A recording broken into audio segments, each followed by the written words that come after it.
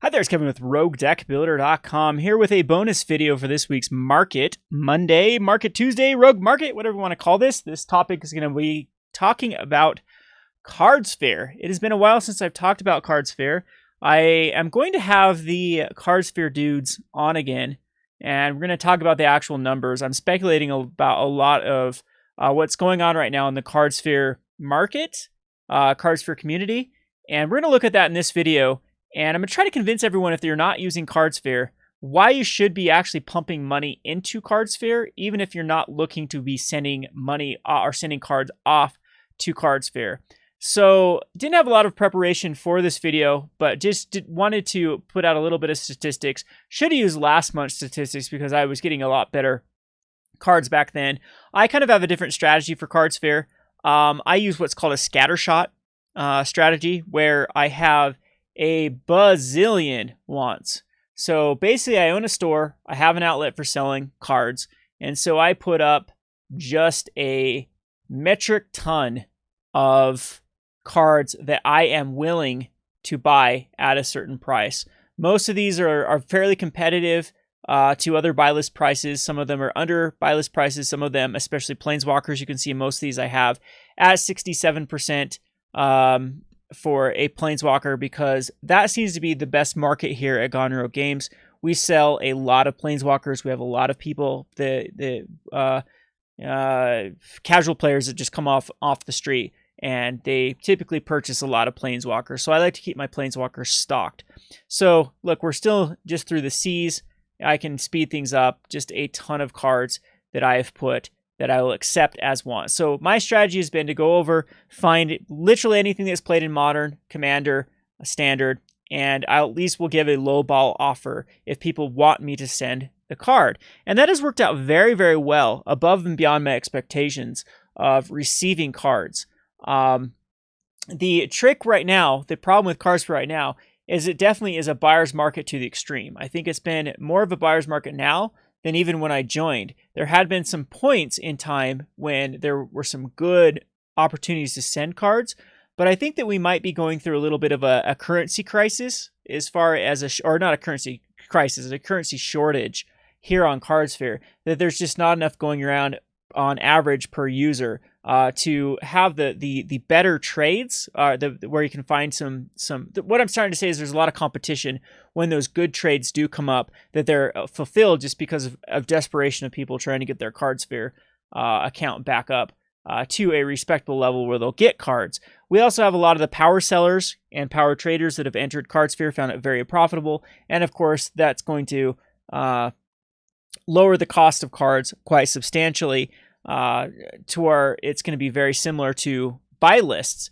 So I predicted that. I thought that Cardsphere was the game changer. The Cardsphere eventually would bridge the gap between buy list and sell list, and lo and behold, we've pretty much reached that. And I'm going to show you some statistics here, and you can check this out for yourself by looking at TCG market price and looking at Card Kingdom buy list price, that those are very, very razor thin in this day and age. And I want to give credit a lot to Cardsphere for this, because I think a lot of people aren't buy listing as much as they used to. So what that's doing is that's creeping the price up on Card Kingdoms and other places buy listing, as well as they're not selling as much on TCG Player because it's been more lucrative to either buy list them or sell them on Cardsphere, and it's pushed the prices down on TCG Player. That pretty much we are now in an age that excuse me, that this is very, very close, the buy list and the sell list. So that makes this a very, very lucrative time to be using a service like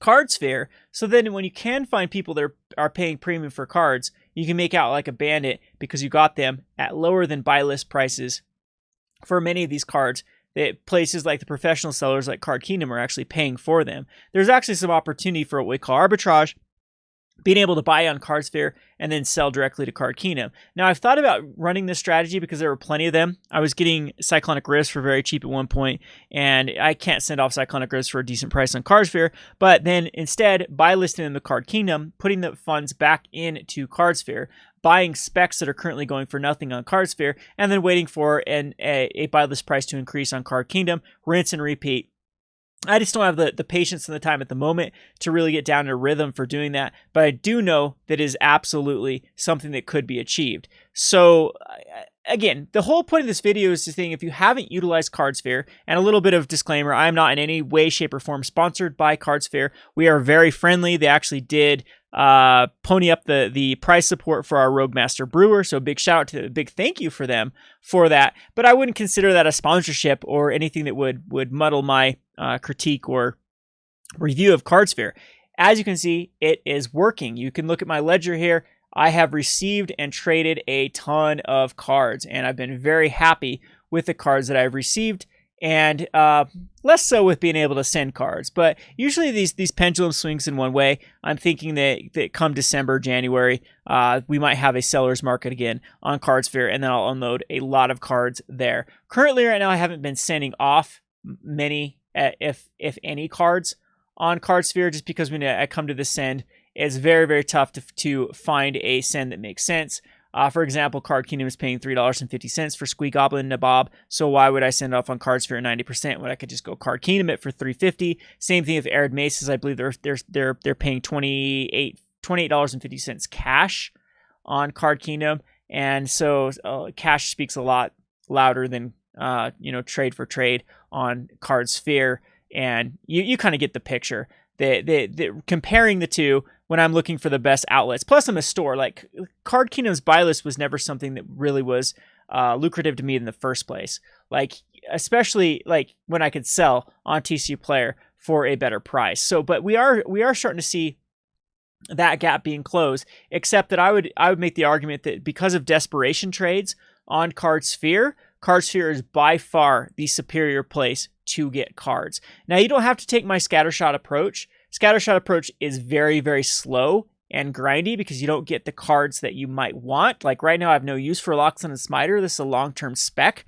This is something that I think that maybe if we get some more Liliana type cards that are very random on how they discard, or actually what actually makes Loxodon and Smiter better is if a opponent specifically makes you discard a card, you can throw Loxodon and Smiter into play for free. So this is just the Scattershot approach. Has this ever seen play in Modern at any point in time? Yes. Okay, I'll pick it up. Has this ever seen any play in Commander at any sort of time?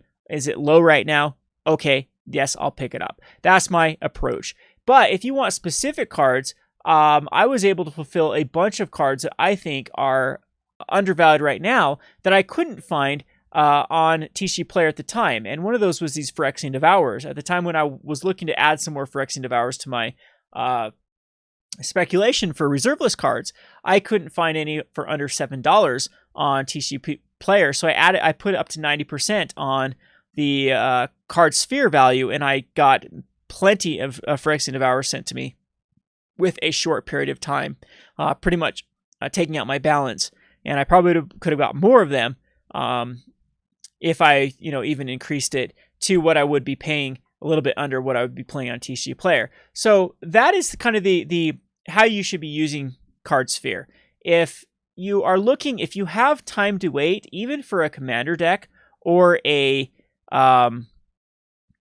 standard deck or even a modern deck, you should probably try out Cardsphere to fulfill that deck rather than TCG Player, and you should be saving a lot of money. And this is even on modern staples. You can get modern staples for very, very cheap at the moment on Cardsphere, just out of people that are really, really desperate to fill their balance back up. So again, you can look through these lists. I'll scan through them, getting these at or near buy list price for many of these cards, and there have definitely been some great pickups here, like the Spellcrawlers for $3 and whatnot. So anyway, let's go over some evidence here. I've put this terrible spreadsheet. I need to get better at making spreadsheets of what I paid on Cardsphere and what I could do on the TCG. Let's zoom in here. What I could do on TCG, or what it would have cost me on TCG to buy these cards, and what I could Card Kingdom buy list. So currently, I don't even sell cards at TCG Low or TCG Market because I don't think it's worth it. I think that more on TCG Direct is the better price. Like I treat selling cards the same way I treat buying cards. You play the waiting game. You wait until you find the opportune time to buy and sell. It's all about timing. That the quickest way to destroy the value in Magic the Gathering Finance is to not have patience. You need to wait for that customer. You need to wait for that seller. and that's the best way to make it out. So here's one. I got 3 spell quellers at $3 a piece. The average TCU low / market, I took the lowest of the two. Sometimes TCU low is well, I take the average of the two. So I look at usually the first 5 listings of TCU low, scrap at any of the weird listings of cards that, you know, just buyers with really low rating. And then just look at the last market and then kind of make an average. So now if you're going to go over to TCG Player right now, let's look at Matter Reshaper because I've actually got it pulled up here. Matter Reshaper right now, I bought it for $1 on Cardsphere. It would have cost me $1.25 on TCG. I would have saved me a quarter, which is 80% of what I would have paid for on TCG. Keep in mind, I would have had to pay for the shipping for this card. Then we go over to Card Kingdom buy list. Actually, I think that this would have been free shipping. Yeah, I did keep this shipping in account here. Go over to Card Kingdom buy list. They're currently paying 85 cents for this. So right now I would make a net profit of negative 15 cents if I were just trying to sell it off. But again, I really think that trying to compare to what Card Kingdom's buy list is not a good representation of what the card is worth. There's a lot of factors what goes into what Card Kingdom buy list is. I don't even think that buy listing cards, unless you need cash right now, is the right route to go. Again, you will need to wait for the customer. If you're looking this for trade fodder, you can find Matter Reshapers. You can go to your local game store and find people that are willing to trade Matter Reshapers at a much higher value than 0.85 cents. You can probably get $1.50, $2, or whatever. So if we actually look at Matter Reshaper on TCG Player, they put it at a direct spotlight at $1.80. The market price is $1.78. And he listed median at $2.41. So if people are going for MTG Goldfish price, this would be the price that is listed. Maybe I should have added this on the spreadsheet. MTG Goldfish price would have been $1.40 profit per Matter Reshaper that was traded rather than just a 25-cent. But again, this is just trying to prove the platform that it is absolutely working and is the best way to get cards. So Matter Reshaper, add a buck for a $1.25. Okay, so we've got that down here. So how I got the TCG price, you come here. Yes, there's one that's $1.11. Yes, there's another one at $1.11. 120, 120. So I took these first 5, looked at the market prices of the last ones that were sold, $1.78, and I kind of took the average of what felt good of what I valued Matter Reshaper. So right now, I would think that Matter Reshaper, if you were looking to sell this in a reasonable amount of time, you could easily get $1.25. And so Cardsphere was a nice net profit, 20% profit here of a 25-cent. We can go through these. Spellquiller was a really interesting one. Spellquiller, I got at $3 a piece. I got 3 of them from a trader. The TCG low market average that is going right now is about $5.60. And again, this is being very conservative. This is a savings of $2.60 or paying 53.57% of the going rate of Spellquiller.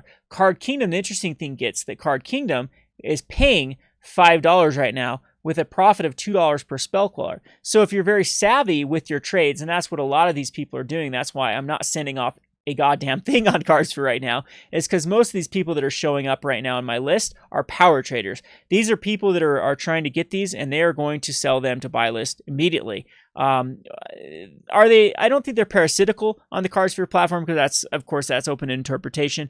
Everyone has different needs for why they're doing them, and it does contribute to the overall trades back and forth of what's going on Cardsphere. But most of these people, even 80% right now, is extremely low. 80% used to be the gold standard on Cardsphere because you knew that the 80% was like 100% value because you could usually get any card for 80% and they would still be above buy list price. And it was just a good reflection of market price. However, nowadays, I think that the 80% is too low. I think we're more around the 87 to 88% is the average value of real world market price of if you were to pay for a card through other outlets or even getting a good deal is about the 87% value. So you can actually feel confident of putting something up to 85 to 90% and having value there or not overpaying if you put that up on Cardsphere. So we can check out some of the Cardsphere numbers for the median trades right now. The median trade for $0 to $1 is about 70%. That's probably pretty accurate towards buy lists on a lot of cards that are $0 to $1. Is probably the Card Kingdom's buy list is going to be around 70%. When you get up to the $1 to the $5, that's 75%. 5 to 10, it's 80%. 10 to 25, 80%, 80%, and 50. This one's actually $50 plus. The actual medium trade is 78%. I think that the vast majority of Card Kingdom buy list prices and TCG market and mid prices for a $50 plus card will outperform the 78% almost every time. In fact, that's the challenge, is to find a card that would not. This wouldn't be the lowest place possible to get a card, would be Cardsphere at the 78% metric. At different time periods of Cardsphere, this numbers have been a little bit higher than this, but this is pretty average for Cardsphere. Those are a steal of a deal for your average casual player to be getting a card. So again, if you can play the waiting game, if you don't need a deck for this week's Pro Tour or this week's Grand Prix, Cardsphere is an absolute godsend for anyone that is trying to manage their collection. So can kind of go down these lists. These are just my August trade. I haven't been doing a lot of trading lately. In the past, I've got things fulfilled. It used to be if I wanted a card, I'd put it 81%. Now, if I absolutely want a card, 71% I'll get it. Usually 65% I'll get it. And it's going to be a lot lower than TCG mid. Shambling Vent, for example, these are something I'm soft specking on. I paid 93 cents for it. The lowest price I could get on TCG right now if I wanted it was $1.20 with a savings of 27 cents, which is 77%. Card Kingdom doesn't want them right now. This isn't a good time to be buy listing them. It's recently rotated. That's very usual. Brushland, 5th edition, $3.69, $5.25 with a saving of $1.56 per Brushland. Card Kingdom is only paying $2.75. I'd lose 94 cents. This could easily change if Card Kingdom was bought out, though, and was adjusted. So, in my opinion, this is a good win. Higger the Still win. This is a good example, too. This was just sent to me today. Paid 96 cents. Lowest on TCG was 175. Savings of 79 cents. A 54% cost. And Card Kingdom is paying $1.30 per Higger the Still win. Spire of Industry, I probably need to lower. This is one that I messed up on. This is a card that I had on there a long time ago and never took it off. So this is pre-Challenger decks. And this is where I lost some because you could actually buy them for cheaper. But that spread's actually quite low. I'm not too unhappy about this trade because Spire of Industry is usually a 3 or 4 of in Affinity decks and is very highly sought after. For a Modular Affinity, I don't think runs it. But Old School Affinity absolutely does run it. Here's another good one with Registar Alpha. Paid 75 cents for it.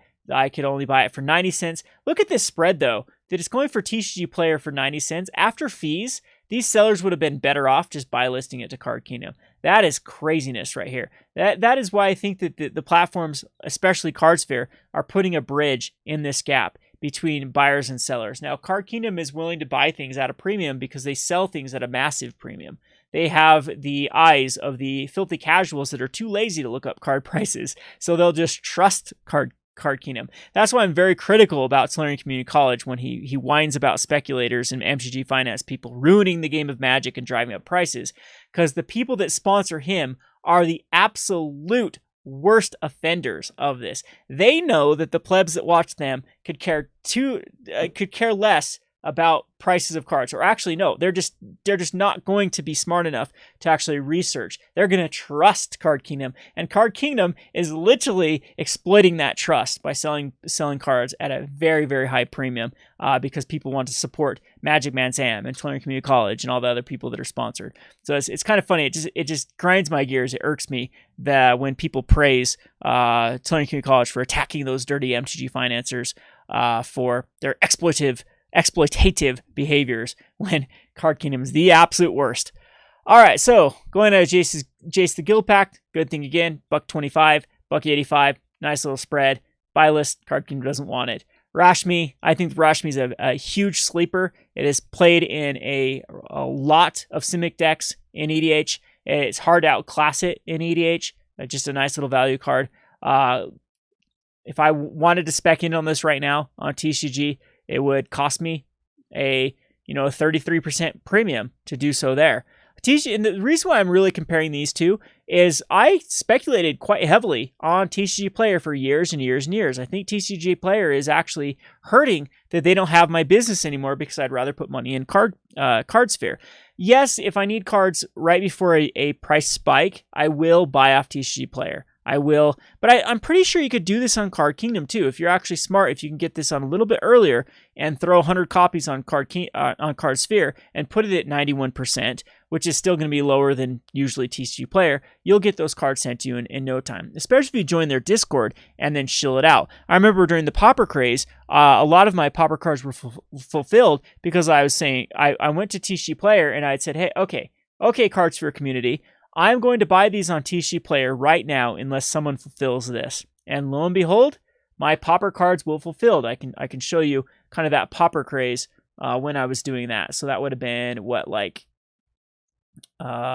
January, February of this year. So let's go way back when I was kind of shilling this out. Where was I buying Pauper cards?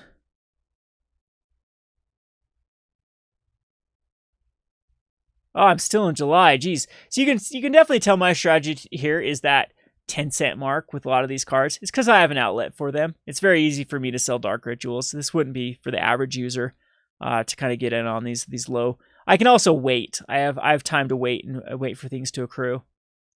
Where are you? So I think this might be like all these Rakdos Carnariums and Golgari Rot forms. We needed these. I had a person come into the store and buy us out of these, bought like 10 of each or 20 of each Golgar of these, and completely bought us out of what we had. And so I went to the Discord and be like, hey, I'm going to right now pull the trigger on TCG Player unless someone wants to send me at these price. And lo and behold, this person just decided to, send me a ton of these cards that I was looking to refill. Look at all these Pauper cards for next to nothing that there's no way you can get these on the TCG Player type prices. So there are always, going to be these trends. There are always going to be these times to buy certain cards and sell certain cards in any market, but Cardsphere seems to take it to the extreme. So anyway, I hope this is just a conclusion. Again, I highly recommend. I think that one of the reasons that Cardsphere is reeling right now is it needs more new blood in the system, in the form of both buyers and sellers, especially sellers, though, that are people are willing to. And in all honesty, it's not a bad place right now to sell cards. Yes, I think that going to Card Kingdom would be a better place too. But putting money in does just as much as actually sending off cards. So I think it would do a lot for Cardsphere to have 50, 100, 200 people join Cardsphere and drop a couple $100. It will save you money. It will get money back into the player into players' hands rather than into TCG Player Card Kingdoms. And it will actually start to cultivate more of this trading community that will further bridge the gap between vendors and players. So highly recommend. Still an A+++ service. Right now is a buyer's market. Don't be frustrated that you can't send cards. I'm frustrated, so I need to take my own advice here. I'm glad that I do videos like this because it kind of reels me in because I've been very upset that I haven't been able to find a card. There is not any. So anyway, look at my halves, for example. I have over $17,000 worth of cards listed on Cardsphere that I have to send off, and I've got this set at my package controls not showing anything above 80%. If there are specific cards I want to get rid of, I'll go to Explore and go to Magic cards here, and then type in Galta because everyone should be selling Galta right now, and then I'll search users and then come over here with Galta and look at top offers and be like, maybe I'll sell this guy at $5.45, and then, create a package here. So when for some people this works for the package by putting these little controls here, I just wanted to filter off any cards because I'm not in any hurry to sell cards. So these are my metrics were 80%. Usually I would send anything off at 80%, but now 80% is not under buy list, like I said earlier. And yeah, $37 for Ugin. That's not going to work. Ugin, I can come over here and sell it right to Card Kingdom for $39. So that trade doesn't make sense to me. Cyclonic Rifts, they're paying $13 for. Karn, let's look at Karn. Karn, I just don't really have many. I just would rather have them at the store. Spire Bluffs, let's go over to Spire Bluffs. Spire Bluff Canal. Spiralbluff Canal is being paid for $5. So yeah, the spread of going from $5.14 in Cardsphere versus $5 in cash, yeah, that doesn't make sense. And you can just kind of go down this list and you can definitely see that right now is not a seller's market. It's absolutely a buyer's market. They're paying $7.50 on Card Kingdom for Mana Confluence, for example. So hope this video has been educational. Hope it will actually convince you to start using Cardsphere. If you are still using TCG Player, if you're still buying from Card Kingdom or Star City Games or Cool Stuff Inc. or Abu Games or Troll and Toad or eBay or Amazon, you are wasting money if you just will use the time to utilize Cardsphere. If you still want to use that, come over to GoneRogueGames.com and I'll love to sell you cards at TCG Player direct prices. I'll do it all day long for you. You can support my channel that way. But if you are actually looking to save money, manage your collection, head over to Cardsphere. Absolutely use the service. You will not be disappointed. This is Kevin with Rogue Deckbuilder. Thanks for watching.